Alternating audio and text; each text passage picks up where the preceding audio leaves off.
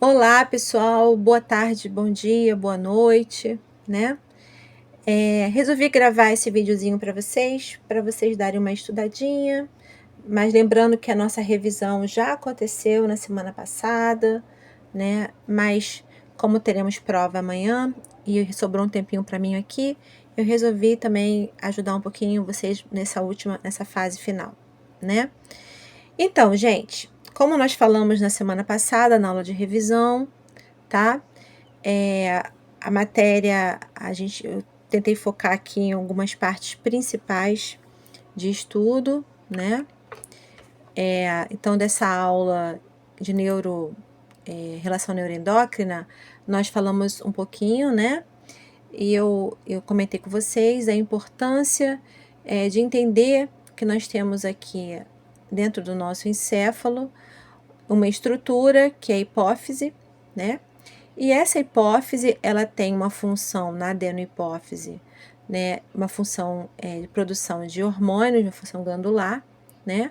E ela produz hormônios que estão correlacionados, vamos dizer assim, com a regulação de outras glândulas do nosso corpo. Então, a hipófise, ela é uma glândula, né, que faz uma comunicação importante com o corpo inteiro, em relação à questão hormonal, né? Coloquei para vocês aqui as glândulas principais reguladas pela hipófise. Nós temos aqui a tireoide e as paratireoides, né? Nós temos também o pâncreas, as glândulas suprarrenais, também conhecidos como adrenais, e essa figura também nos traz os testículos e os ovários, que são as gônadas, né? Responsáveis pela produção de hormônios sexuais. Outro ponto importante, né, que eu pedi para vocês aprofundarem bastante nos estudos, né, é essa relação do hipotálamo com a hipófise, né? O hipotálamo é um centro nervoso. Nós temos aqui hipotálamo também, mas apesar de ser um centro nervoso, ele regula o funcionamento da hipófise. Então, o hipotálamo meio que comanda a hipófise, e a hipófise comanda as demais glândulas do corpo, né? Mas ele também produz alguns hormônios que são armazenados diretamente na hipófise também, né? Nessa região da neurohipófise, ou hipófise, também conhecida como hipófise posterior, tá? Então, a adenohipófise, ela secreta cerca de 7 hormônios, e a neurohipófise, ela armazena, né, uma secreção neural produzida pelo hipotálamo de 2 hormônios, que é a ocitocina e o ADH, né? Eu pedi para vocês também verificarem as principais funções de cada uma dessas demais glândulas, né?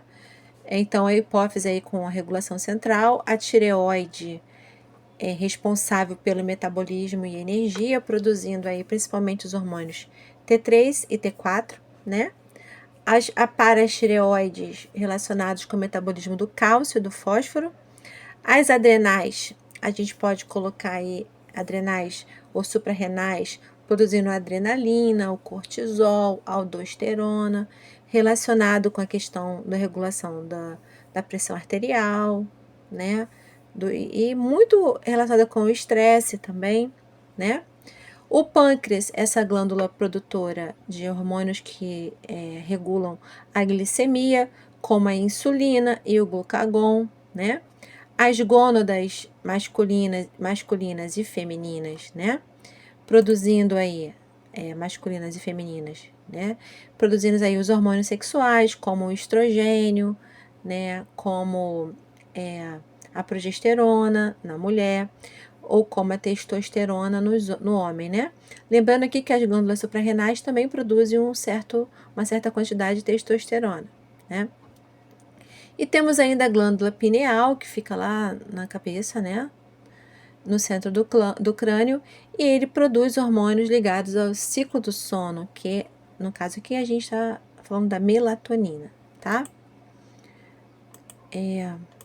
Eu pedi para vocês lerem todo o material, mas focarem mais especificamente na produção desses hormônios, dando uma ênfase aqui para as glândulas adrenais, né? Porque as glândulas adrenais são muito importantes quando a gente fala de psicologia, porque a gente pensar a questão do estresse, da ansiedade, né? Ela tem uma função importante no funcionamento das glândulas adrenais, né? Por exemplo, o hormônio cortisol, um hormônio bem importante relacionado à resposta do estresse, aldosterona, a pressão arterial, né? E a adrenalina ali também nos ajudando nessa resposta de luta e fuga. Então, estudem o funcionamento das adrenais. A gente falou até de um eixo, que é o eixo HPA, né? Esse eixo HPA relacionado ao hipotálamo, a glândula pituitária, também chamada de hipófise, e a glândula adrenal, né? Em relação ao pâncreas, também é interessante, tá? A gente pensar aqui nesses hormônios da insulina e glucagon, né? A insulina diminuindo a glicose sanguínea e o glucagon aumentando, né? Essa glicose sanguínea, tá? Enfim, eu acho que dessa aula, as partes mais importantes, assim, isso aqui também é interessante, né? O hipotálamo não é exatamente considerado uma glândula clássica, né? Ele é uma região do sistema nervoso, então tá aqui, né, o hipotálamo, tá? É uma região do sistema nervoso, mas ele também produz alguns hormônios que controlam outras glândulas, né? E além disso, ele é tecnicamente uma parte do sistema nervoso central, mas ele também tem uma correlação importante com a hipófise, né? Então, ele produz hormônios que vão controlar a hipófise, tá?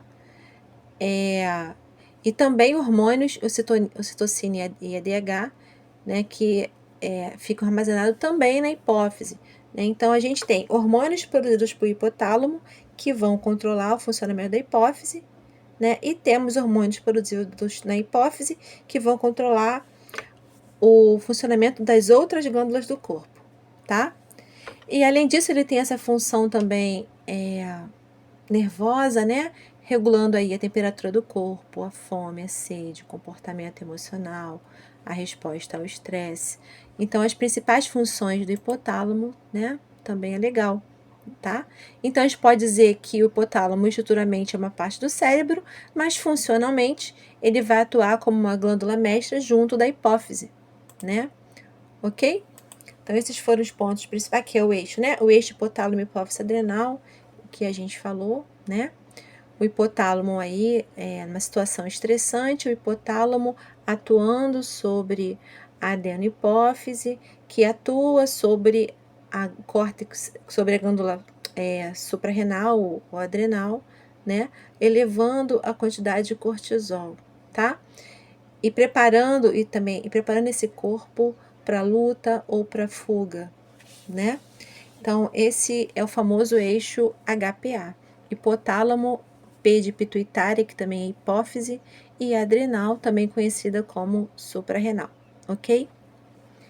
Então, dessa aulinha, essa é a parte mais importante. Nós vamos agora partir também para pegar os pontos principais da aula de genética, ok? Um abraço grande. Até daqui a pouquinho, vou abrir a próxima aula. Só um minutinho.